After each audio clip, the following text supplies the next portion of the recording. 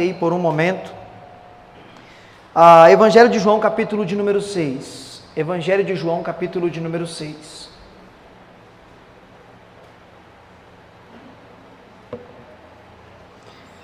Evangelho de João, capítulo 6, por gentileza. Prometo que serei o mais breve possível. Vou direto na aplicação hoje. Evangelho de João, capítulo 6, verso de número 1. Se você não localizou, tenho certeza que já está aqui atrás já. Escrito está assim, irmãos. E depois disto, partiu Jesus para o outro lado do mar da Galileia, que era o mar de Tiberíades. Verso 2.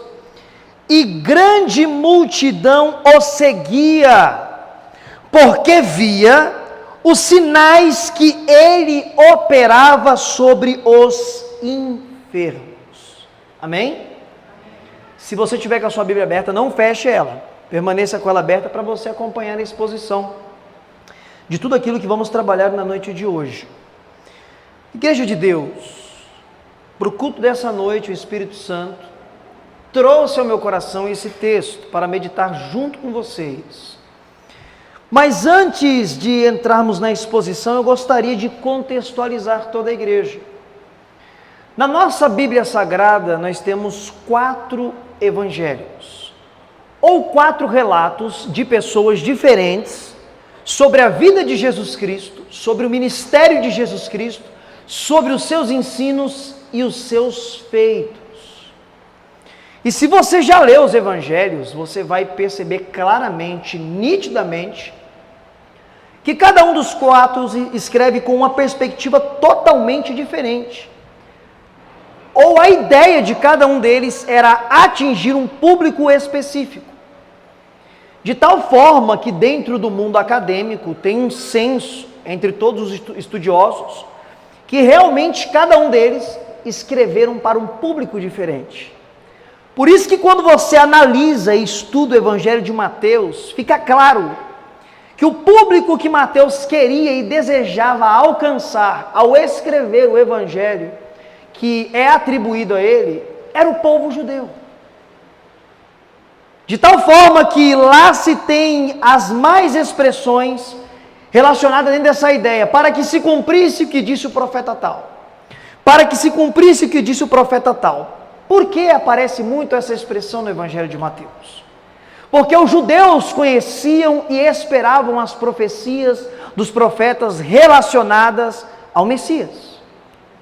O Evangelho de Marcos, que é o menor entre os 4 evangelhos, ele apresenta o Senhor Jesus como um milagreiro, como um homem trabalhador, que está sempre em ação, vai ali cura, vai ali liberta, vai ali prega, porque a ideia de Marcos era alcançar os romanos, que eram muito práticos, eram pessoas praticamente muito evoluídas em todos os aspectos sociais para os seus dias. Já o Evangelho de Lucas é o mais detalhado, porque Lucas não foi apenas um médico, um doutor, ele foi um extraordinário historiador, foi atrás dos relatos, ele é quem escreve no Evangelho o Cântico de Maria, quando ela recebe a notícia que vai ser mãe de Jesus Cristo. Ora, para ele chegar a essa conclusão, nós acreditamos e entendemos que ele conversou com Maria, porque tudo indica que ela teve esse cântico, ou entoou esse cântico no momento que ela estava sozinha. É um evangelho minucioso, e esse evangelho que ele escreve é destinado aos gregos, que amavam o conhecimento, o saber e gostavam de coisas minuciosas. Mas o Evangelho de João, ele é diferenciado em que aspecto dos 3 demais? Todos estão em pé de igualdade, todos são totalmente unânimes, têm a mesma validação, a mesma autoridade. Mas o Evangelho de João, ele não escreve para um público específico, para judeu, para grego, para romano, não. Ele escreve para todos os homens. E se Mateus queria apresentar Jesus como o Messias, Marcos queria apresentar Jesus como o servo que vem para servir e trabalhar, e Lucas queria apresentar Jesus como o homem perfeito, já João ele tem outra perspectiva, ele quer apresentar Jesus como Deus personificado em figura humana, de tal forma que ele começa o seu evangelho de que forma? No princípio era o verbo, O Verbo estava com Deus e o Verbo era Deus. O Evangelho de João é para todos os povos, é para a humanidade. De tal forma que tem muitos relatos dentro deste Evangelho que não tem nos outros Evangelhos. E talvez isso aconteça pela intimidade que este João apóstolo tinha com Jesus. E é muito importante também que alguns entendam, porque tem pessoas que fazem uma associação equivocada. Alguns pensam que este João era o João Batista. Este João que escreve o Evangelho não é o Batista. O João, o Batista, ele era primo segundo de Jesus. Mas a tradição da igreja afirma que este João apóstolo, que era filho de Zebedeu com Maria Salomé, irmão de Tiago, ele poderia ser primo primeiro e legítimo de Jesus. Talvez é por isso que é citado no Evangelho que este João tinha tanta intimidade com Jesus que ele colocava a sua cabeça no seio do Mestre. De tal forma que no momento da crucificação, quando todos os apóstolos e discípulos abandonaram a Jesus, o único que estava aos pés da cruz era João, que ouve Jesus dizer para ele: eis aí a tua mãe. Ele dá uma ordem para João tomar Maria como mãe. E está escrito no Evangelho de João que a partir deste momento Maria passou a viver aos cuidados de João, o apóstolo. Tendo trazido todo esse contexto para você se contextualizar e entender quem era esse evangelista e o peso desse evangelho, agora eu quero me atentar ao capítulo 6. Nós lemos um texto clássico, aonde João estava presente. Diferente de Lucas, que não andou com Jesus, e Marcos também, que não andou, Jesus, neste dia, estava também na companhia de João, que viu tudo o que ele está relatando aqui. E ele diz claramente que Jesus sai das partes da Galileia, atravessa o mar e vai para as bandas de Tiberiade. E no verso 2 ele diz que uma grande multidão acompanhava Jesus. Mas o relato que ele traz aqui é muito curioso, porque no decorrer do capítulo 6, nós vamos ver muitas pessoas que andavam atrás de Jesus. Variedade de pessoas com finalidades diferentes que andavam atrás de Jesus. E é sobre isso, exatamente isso, que eu quero trabalhar com você essa noite. Tipos de pessoas que andavam e ainda andam atrás de Jesus. E o primeiro tipo de pessoa que andava atrás de Jesus e continua andando, está aí no verso de número 2. Ele diz claramente que muitos estavam seguindo Jesus porque viram os sinais que ele operava sobre os enfermos. Esse tipo de pessoa, eu costumo pensar que são os curiosos. Eles andam atrás de Jesus apenas para observar, para ver. Eles não gostam de se envolver no reino e na obra de Deus. E alguns chegam a dizer o seguinte: eu sou membro de banco, eu não gosto de fazer nada e trabalhar com nada. Me desculpe, se você pensa assim, você está totalmente equivocado. Primeiro que membro de banco é prego e verniz, então você não é prego e nem é verniz, você não pode ser membro de banco. Segundo que não existe cristão que nasceu de novo que é infrutífero. Todo cristão, um sinal deles são os frutos. Pelos frutos vos conhecereis que são os meus servos. Então, se você está no meio do povo de Deus, você não pode apenas vir para observar, você tem que se envolver, você tem que estar junto, tem que trabalhar, porque nós somos um único corpo. E hoje em dia tem uns que vão a mais, vão além. Ah, não. Ele é apenas amigo do Evangelho. Ele é apenas um participante, colaborador do Evangelho. Isso não existe na Bíblia. Aquele que põe a mão no arado não é digno se olhar para trás. Outros dizem que só vem para observar porque não quer se envolver e assim se afastam daquilo que foi ordenado por Cristo, que são métodos para se comprovar realmente a sua confissão pública, que agora você é uma nova criatura, que creu em Cristo Jesus. São aqueles que estão no nosso meio observando e não querem participar dos sacramentos. Corre do batismo. Você conhece pessoas que estão no nosso tempo, um tempão, ainda não se batizou, não desceu nas águas ou passou pelas águas, e ainda tem a ideia equivocada de dizer o seguinte: eu não vou me batizar ainda, porque depois que batiza é mais sério. Isso é uma ignorância grotesca, me perdoe. A partir do momento que o Espírito Santo bateu no seu coração e te apresentou a verdade de Deus, e você entendeu que você é um miserável pecador, assim como eu, e que eu e você precisamos de Cristo Jesus, passou a ser sério, já é sério. O ato de se batizar é um símbolo do novo nascimento, que primeiro acontece aqui dentro. O porquê não passar pelo batismo? O porquê ser um turista da igreja e não querer se envolver no reino e na obra de Deus? Atrás de Jesus Cristo andavam os curiosos, que só vinham para observar e não queria se envolver, não queria trabalhar, não queria estar no reino como um colaborador. Te digo mais, além de andar atrás de Jesus, os curiosos, eu gostaria que você analisasse o verso de número 14 do capítulo de número 6. Um outro tipo de pessoa que andava atrás de Jesus no meio das multidões. Aqueles que só acreditaram em Jesus após ver os sinais que ele operava. Isso aqui que acontecia é aquilo que hoje é praticamente chamado de síndrome de Tomé. Você lembra do apóstolo Tomé? Que mesmo recebendo o relato dos seus irmãos, que por quase 3 anos e meio conviveu com eles, andou com eles, viu milagre com eles, ouviu, o mestre ressuscitou. Eu não creio. Eu só acredito se eu o ver e colocar a mão em suas feridas. Há pessoas no nosso meio que são céticos, que não acreditam mais em nada. Se eu não ver com os meus olhos, se eu não estiver presente, eu não acredito. Me perdoe. Você precisa rever os seus princípios de fé. Porque nós, cristãos verdadeiros, não precisamos ver para crer. Alguém aqui viu Jesus ser pendurado no madeiro? Alguém aqui viu Jesus ser crucificado? Alguém aqui viu Jesus ser açoitado? Alguém viu literalmente? Não! Mas ele mesmo diz: benditos são aqueles que não viram, mas creram.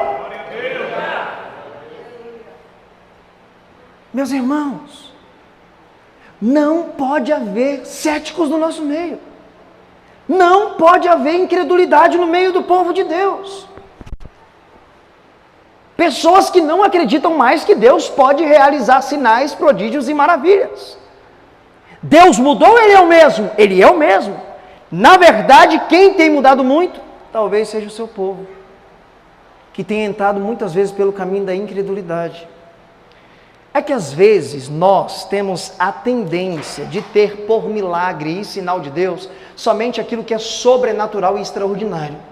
Quando que na verdade todos os dias da sua vida você vive milagres e livramentos. Como eu já falei aqui em outras ministrações. Livramento para mim, para a sua vida, não é aquele que você vê apenas. Quando Deus te livra de um acidente, Deus te livra de um assalto, não.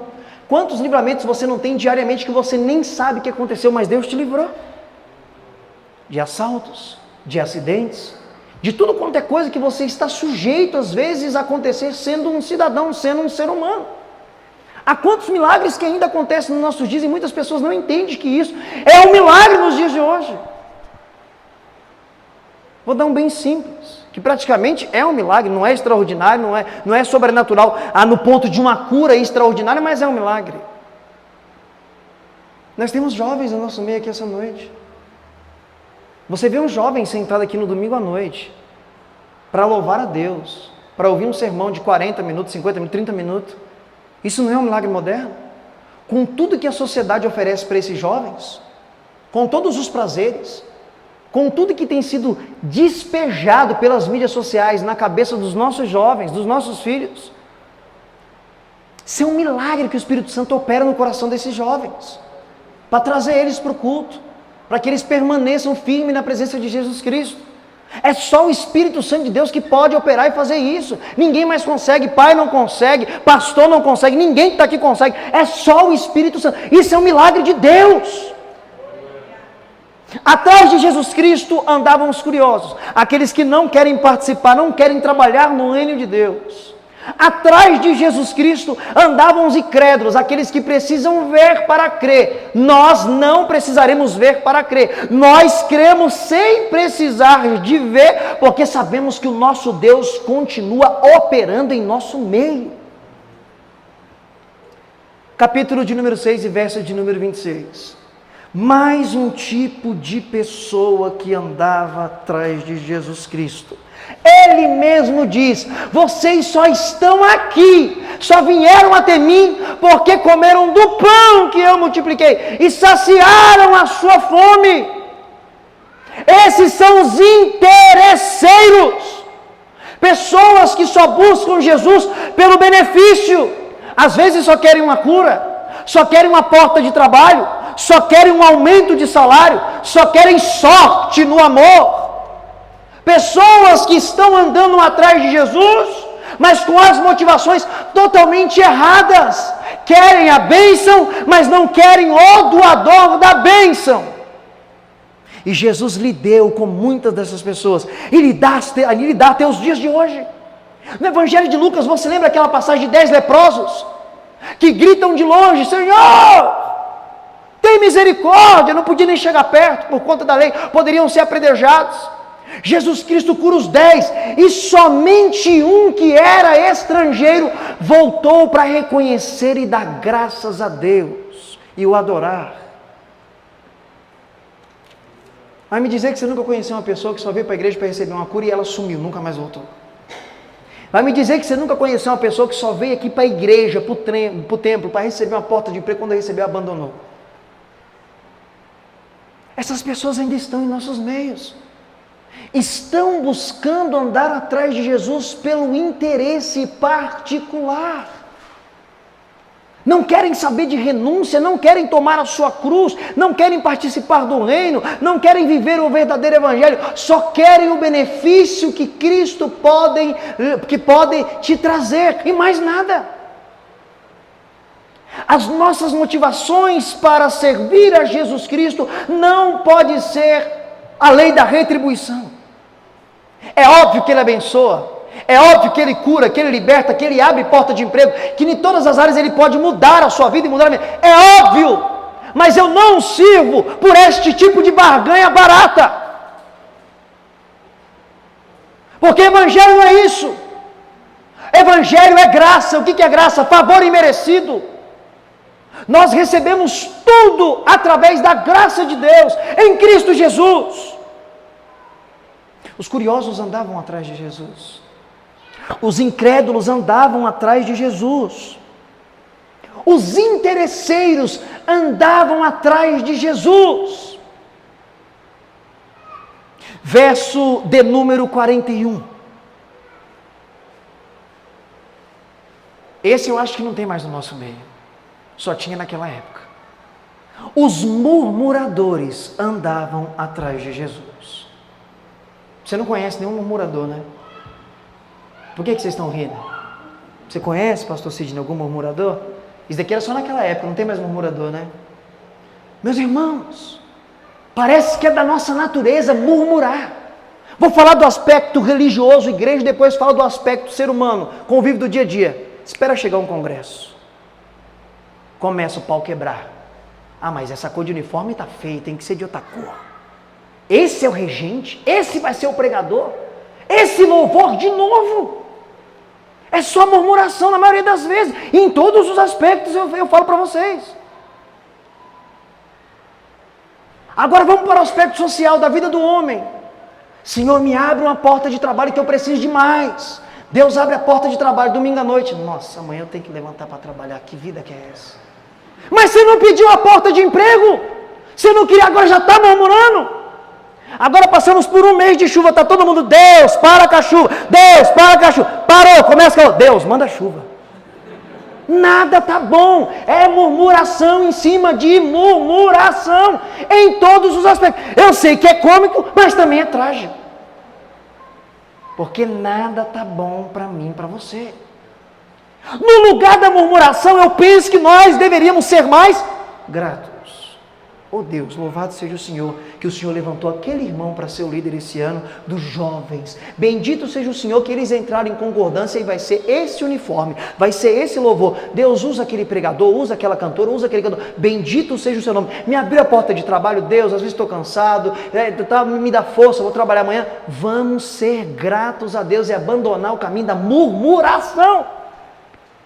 Para não se encaixar no padrão desses que só murmuravam. Estavam atrás de Jesus, no meio dos discípulos de Jesus, mas eram murmuradores. Os curiosos andavam atrás de Jesus. Os incrédulos andavam atrás de Jesus. Os interesseiros andavam atrás de Jesus. Os murmuradores andavam atrás de Jesus. Verso de número 52. Os blasfemadores, escarnecedores, andavam atrás de Jesus. Ah não, agora você pegou pesado, irmão, mas não tem blasfemador no nosso meio. Eu posso te contar algumas experiências que eu já tive no meio do povo de Deus. Quando eu subi a montanha para orar, que agora faz tempo que eu não subo para orar. Tempo, família e muitas coisas, nós não sobemos mais para orar. Alexandre era dessa época, minha esposa, nós vivíamos no monte. O que eu já vi de crente brigando com Deus e indo pelo caminho da blasfêmia era um horror. Mas por que Deus? Como assim? Você é obrigado, você tem que fazer. Meus irmãos, tem gente que não entendeu a soberania de Deus ainda. Deus não é obrigado a fazer nada, diz que você pede para Ele muitas vezes, colocando Ele na parede. Quem que é o Todo-Poderoso e tem um atributo da onipotência? Quem que está sentado num alto e sublime trono? O Wesley? Ou é o Deus Todo-Poderoso? Muitas pessoas não entendem o que está escrito em Mateus capítulo 6. Qual é a vontade que vai ser estabelecida no céu e na terra? A minha? A sua? Seja feita a tua vontade, assim no céu como na terra. O nosso papel é orar, pedir e clamar, mas a vontade que vai ser estabelecida é aquela que está de acordo com a vontade de Deus. Simples assim. O tipo de oração que eu estou falando que eu ouvi não é oração quando você está rasgando o coração, não. É pressionando a Deus como Deus fosse um mero homem a serviço dele. E isso beira o ponto da blasfêmia, porque falam palavras insuntuosas para o próprio Deus Todo-Poderoso. Eu me lembro que eu participei de um velório do povo cristão, que eu não consegui ficar lá dentro, eu me retirei. Porque a pessoa que morreu, dias antes, recebeu uma profetada. Porque se fosse profecia de Deus, não teria morrido. E a profetada era que ela iria ficar viva, e a criança que ela teve também iria ficar viva. No dia que nós estávamos velando ela, recebemos a notícia que a criança também morreu. E um monte de crente naquele ambiente começou a blasfemar. Mas que Deus é esse? Não foi o Deus que falou? Como assim? Eu falei, eu não vou ficar aqui, senão eu vou arrumar briga. Falar, Deus não falou nada. Porque se Deus tivesse falado, ela não teria morrido. Se Deus tivesse falado, a criança não teria também morrido. Uma falta de sabedoria terrível de quem trouxe a profetada e uma falta de conhecimento bíblico também terrível daquele povo que estava reunido ali naquele velório fúnebre. Eram todos cristãos, blasfemando do nome de Deus. Então ainda há, andando atrás de Jesus, os blasfemadores. Assim como houve nos dias em que Jesus literalmente andou nas terras de Israel e Jerusalém.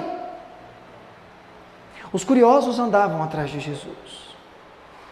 Os incrédulos andavam atrás de Jesus. Os interesseiros andavam atrás de Jesus. Os murmuradores andavam atrás de Jesus. Os blasfemadores andavam atrás de Jesus. Mas também ainda no capítulo 6, e no verso de número 69, tinha mais um tipo de pessoa que andava atrás de Jesus. E que tipo de pessoa que era essa? Exatamente esses daqui. E nós temos crido, acreditado, que Tu és o Cristo, o Filho do Deus vivo. Então, entre uma grande multidão que anda atrás de Jesus, que tem todas essas qualidades de pessoas com motivações erradas, andando atrás do Mestre, também tem aqueles que estão o servindo. Não vem só para curiar, vem porque crê que Ele é o Cristo, o Filho de Deus. Não vem só para ver se vai ter sinal, não. Vem para servir porque crê que Ele é o Cristo, o Filho de Deus. Não vem só por interesse particular, para receber, não. Eles estão caminhando, estão trabalhando no reino, porque acreditam que Jesus é o Filho de Deus. Não vem para murmurar do culto, do pregador, do cantor, do congresso. Não, eles vêm para cultuar porque crê que Cristo é o Filho de Deus. Não vem para blasfemar, mas vem para ter comunhão com a igreja, que foi lavada, comprada e remida pelo Cristo ressuscitado, que é o Filho de Deus. Para finalizar, que o meu tempo já foi. Após analisarmos tudo isso que está no capítulo 6, eu só quero fazer uma pergunta para você essa noite. Qual tipo de pessoa é você que anda no meio do povo de Deus? Que tipo de pessoa que é você? Quais são as suas motivações para estar no meio do povo de Deus e seguir a Jesus Cristo? Será que você vem só para curiar? Será que você vem só para ver se vai acontecer alguma coisa extraordinária? Será que você vem só para receber uma bênção e depois vai se mandar? Será que você vem apenas para murmurar de tudo o que acontece? Será que você está blasfemando sobre tudo aquilo que você tem visto, assistido e acontecido na sua vida? Ou você está aqui essa noite porque o Espírito Santo te convenceu que Jesus Cristo é o Cristo, o Filho de Deus, que veio trazer solução para os seus pecados e para a sua vida? Eu quero acreditar e sair daqui convicto que você se encaixa nesse último tipo de pessoa que está aqui essa noite não por interesse, não para curiar, não para murmurar, mas que você está aqui porque você reconhece que o Senhor Jesus é o Filho de Deus que deu a vida dele para a remissão dos seus pecados. É isso que eu quero acreditar essa noite. Às vezes precisamos rever quais são as nossas motivações para seguir a Jesus Cristo de Nazaré. Muitas dessas pessoas com motivações erradas acabaram, a um certo ponto, abandonando Jesus Cristo. Mas aqueles que estavam nas motivações certas, mesmo ouvindo sermões duros de Jesus Cristo, permaneceram seguindo o Mestre, porque não servia apenas pelo benefício. Eles não queriam só a bênção, mas eles queriam também o doador da bênção. Se você está me entendendo, fique de pé em nome de Jesus. Que eu quero orar pela sua casa, pela sua vida, pela sua família, pelo seu casamento e pelos seus filhos. Mas antes de eu orar por você e com você, eu queria fazer um grande convite. Tem alguém no nosso meio essa noite que está ouvindo a boa palavra de Deus ser pregada, e talvez você ainda não confessou o Senhor Jesus publicamente como Salvador da sua vida. E na noite de hoje você tem o desejo de confessar o Senhor Jesus como seu Salvador.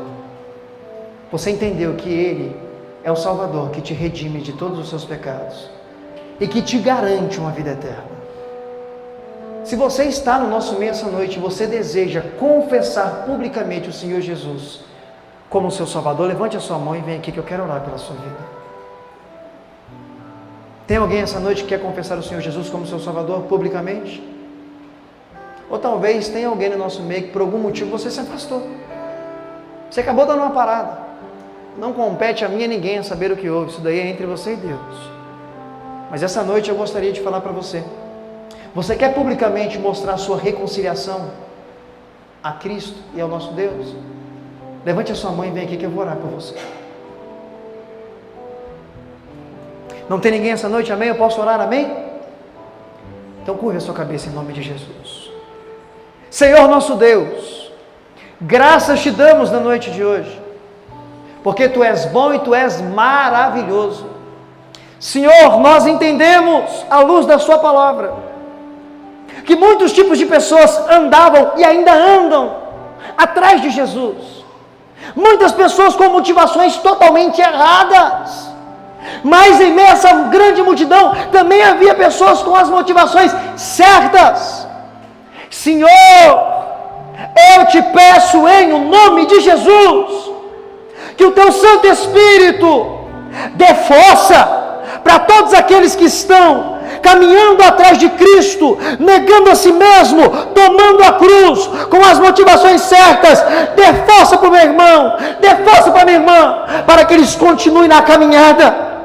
Mas, Senhor, se houver em nosso meio pessoas com motivações erradas, que o Santo Espírito vai agora no coração dele, vai agora no coração dela, e mostre o caminho perfeito da salvação, e o verdadeiro caminho que conduz à salvação eterna, um caminho de renúncia, um caminho que muitas vezes não espera só a bênção, mas também sabe que haverá provações e dias difíceis, mas a pessoa também será convencida que não enfrentará esses dias desamparadas e sozinha, porque o Santo Espírito estará com ele e com ela.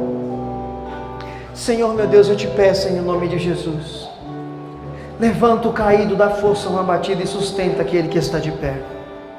Senhor, em o nome de Jesus Cristo, o seu Filho amado, nosso Salvador. Ó Cristo, eu ministro sobre a vida do meu irmão, eu ministro sobre a vida da minha irmã, eu ministro sobre a vida deste casamento, desse filho, dessa filha, desta igreja, desse corpo de obreiros, deste grupo de louvor, todas as bênçãos alcançadas, garantidas, confirmadas, decretadas nos laços da cruz do Calvário de Cristo Jesus.